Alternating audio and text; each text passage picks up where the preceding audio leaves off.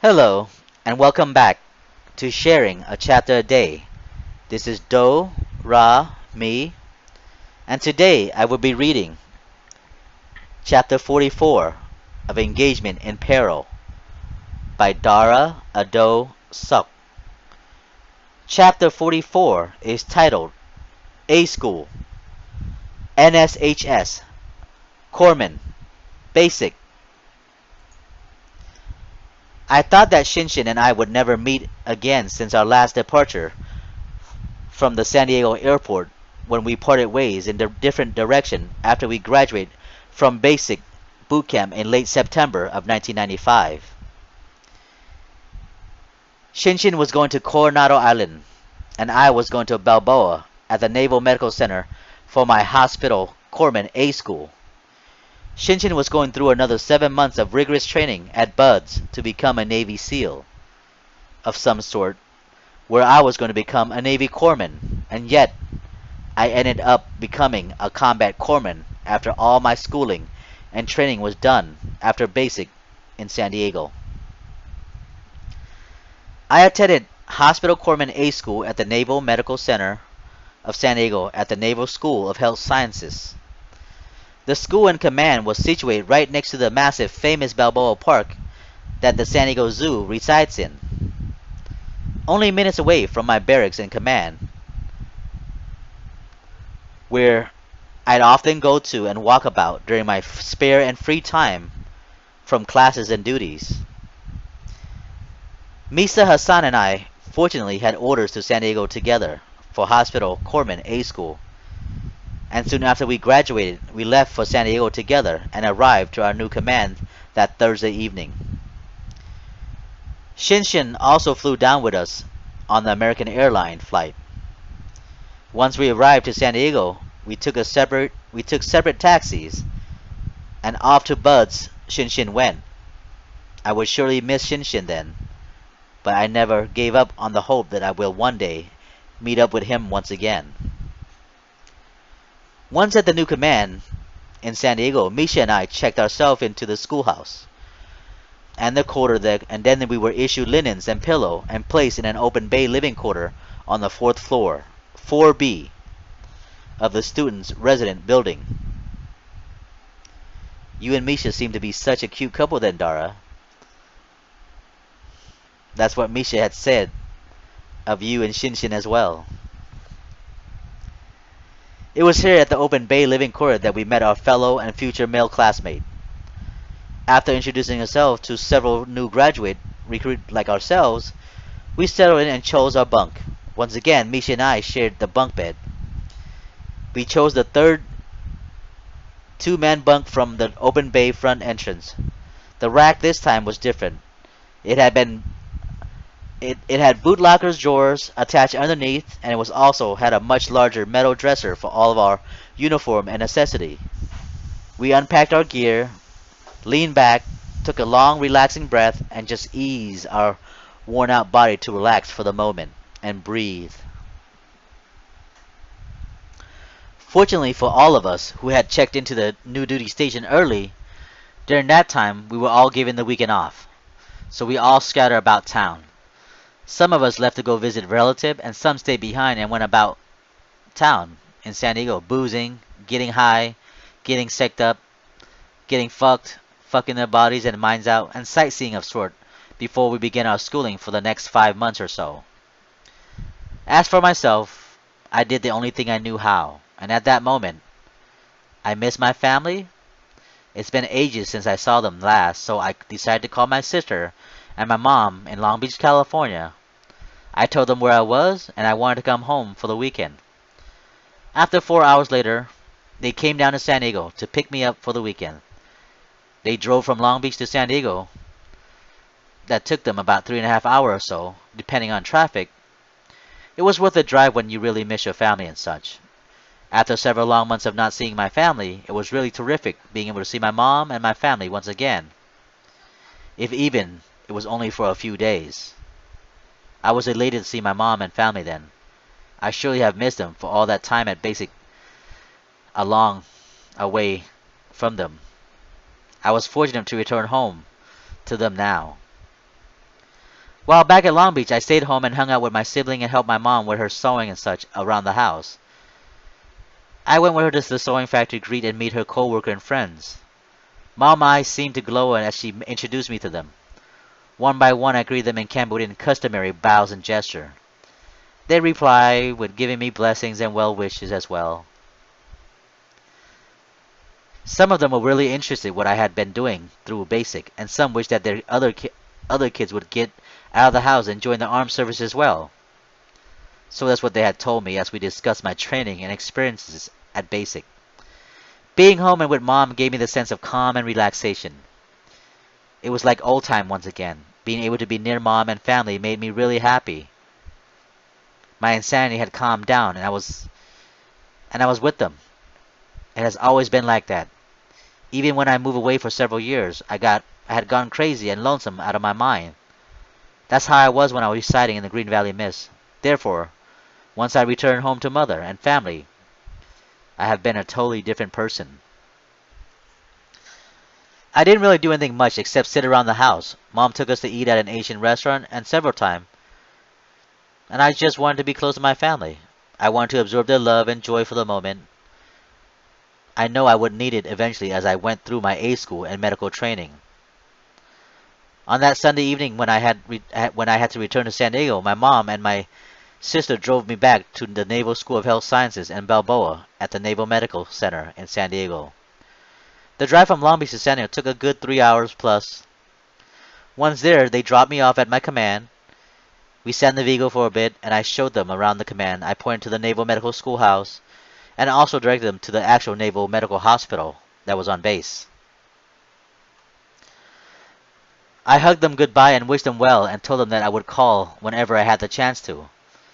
I saw them drove off back to Long Beach, and once in my barrack, I readied myself for the next school day, as I prepared my uniform and paperwork for the next day, instruction and introduction. I ironed my working blues and dress blue, folded my neckerchief accordingly, and helped other shipmates who needed help in that matter. I rated my issued package order, and afterward, we all slumber for a good night's rest, anticipating what was to come the next day. Before shutting my eyes and crashing to sleep, I took a small prayer before sleeping that night, going back to my Christian roots, thanking the Lord for the breath in me and for allowing me to go on each day and asking Him to watch over my mother, my sibling, my friends, especially Nshs. He was going through something that was really tough, so I paid extra attention, attending to his prayers for him then. This is what I had to say. Dear Lord, I seem to have gained some trust in you since my day at basic, so I'm asking you this.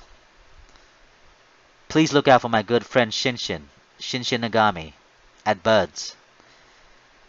He's going through some hard shit right now, and you know he adores you. He truly does. So it shouldn't be any trouble for you to find him. Just look after and take care of him for me, okay? Thanks. I doze off to sleep. Our first day consists of getting assigned to a company and classroom, and we met up with our classroom commanders and advisor. We were given instruction on rules and policy, schedules and dress codes, and codes of conduct amongst peers and sexes. We then introduced ourselves individually, telling our shipmate where we came from, how old we were, and what we expect to get out of Naval Medical School, Naval Medical A School. Of course, we all mentioned that we all hope to get through A School without being sent back or sent to the fleet. Our class started several days later within the first week of arriving.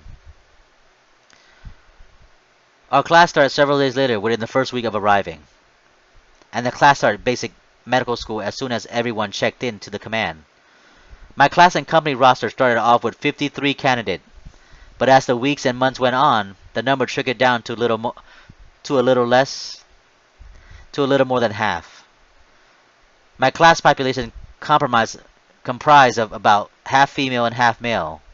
We all came from various factions of the world, mainly from the States, but we had a few who were from the Philippines and Guam. We were all of different races, religion, and creed, but we all were pretty much got along no matter our differences. Of course, we had our differences and disagreement, but everyone acted civilized for the most part, so it seemed. For most, I can personally say it wasn't like that at all. There were racist and asshole amongst us during the naval school, Naval Medical A School. The first week of A School was introductory, mainly about rules and regulation from the schoolhouse and what the command expected of us in and off base. After all, we were all representative of the United States Navy, so we were told and to be careful when we were out and about town.